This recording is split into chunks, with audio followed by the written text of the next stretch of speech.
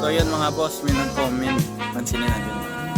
Lods RS100 with TXT 135 block, aggressive porting, balance crank, at semi-lightning magneto. Ano pa pwede i-upgrade Lods?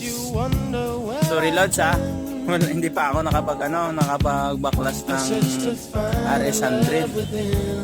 At hindi pa wala kasi dito niyan na mabisa dito. Siguro kina din yan Lods kasi wala naman ako alam dyan. So yun bossing, RS lagi. So yun mga boss, may nag-comment. Pansinin natin.